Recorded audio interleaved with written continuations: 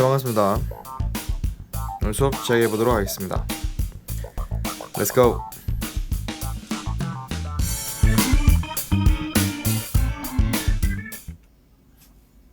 자, 오늘 우리가 배울 내용은 바로 분자들의 구조와 그 성질에 관한 내용입니다. 자, 물질을 구성하고 있는 이 원자. 자, 원자의 구조는 자, 가운데 핵이 있고요. 그 주위를 이 전자들이 이렇게 떠돌아다니고 있습니다. 그죠? 근데 이 원자들은 원자들끼리 붙어서 분자를 구성을 합니다. 즉 분자는 원자들이 합쳐서 만들어지게 된 것이죠.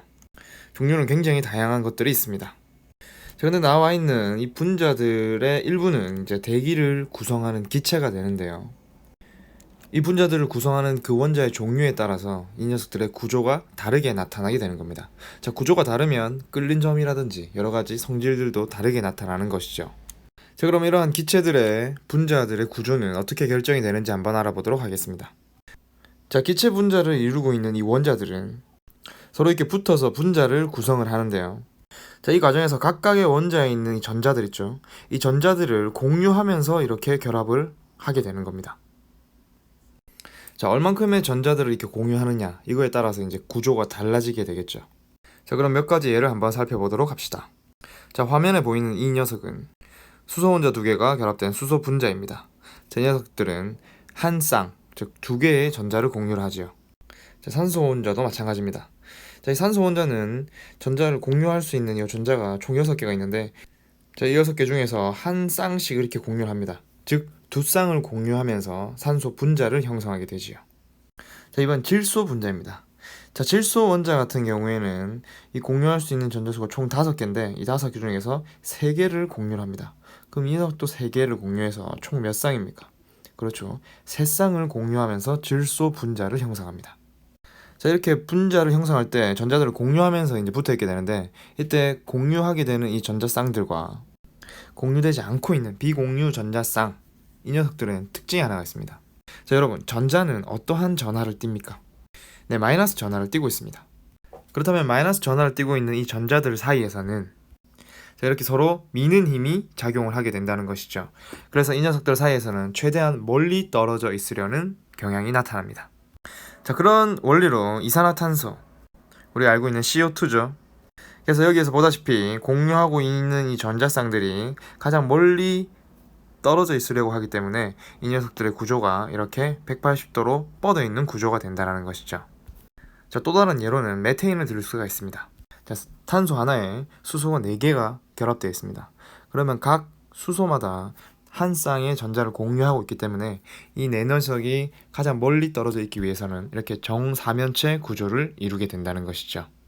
자, 지금 살펴본 이산화탄소와 메테인, 이 두 녀석은 바로 대칭 구조를 이루고 있는 분자들입니다.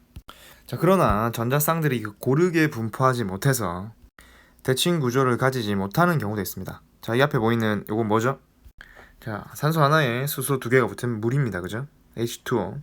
자, 이 산소가 가지고 있는 전자쌍들이 고르게 분포하고 있지 못하기 때문에 이런 식으로 비대칭 구조를 나타나게 되는 겁니다.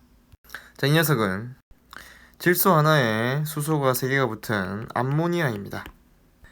자, 이 질소 또한 이 전자들이 고르게 퍼져 있지 못하기 때문에 이런 식으로 비대칭 구조를 이루게 되는 겁니다. 물과 암모니아는 대표적인 비대칭 구조를 이루고 있는 것이죠.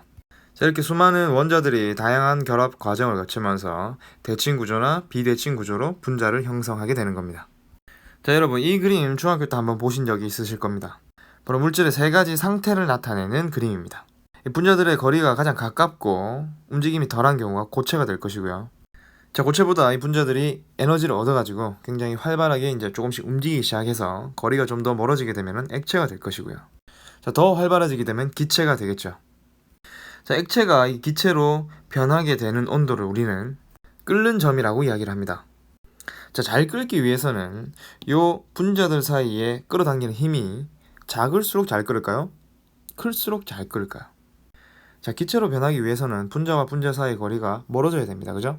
그러면 잡아당기는 힘이 약할수록 기체로 변하기가 쉽기 때문에 잘 끓을 수 있게 되는 것이죠. 즉, 분자와 분자의 잡아당기는 힘, 인력이 강할수록 끓는 점은 높아지게 되는 것이죠. 자, 수소 분자의 경우는 이 분자 사이에 끌어당기는 인력이 굉장히 약하기 때문에 끓는 점이 마이너스 252도씨에서 끓기 시작합니다.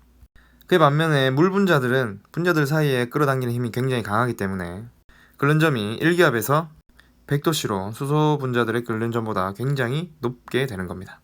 자, 우리 일상적인 온도에서 수소 같은 경우에는 굉장히 기체로 쉽게 찾아볼 수가 있지만 물 분자, 즉 수증기는 우리가 찾아보기가 힘들게 되는 것이죠. 자, 그리고 이 끓는 점에 영향을 미치는 요인이 하나가 더 있습니다. 자, 그건 바로 분자량입니다.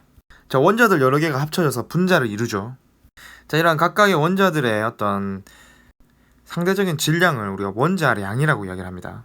그럼 이 각각들의 원자들의 원자량을 더해주게 되면은 이게 곧 분자량이 되겠죠. 자, 이 분자량과 끓는 점과의 관계는 대체로 이 분자량이 클수록 끓는 점이 높다라는 겁니다. 자, 정리하면 끓는 점에 영향을 미치는 요소는 두 가지입니다. 분자 간의 인력과 분자량이 되겠죠.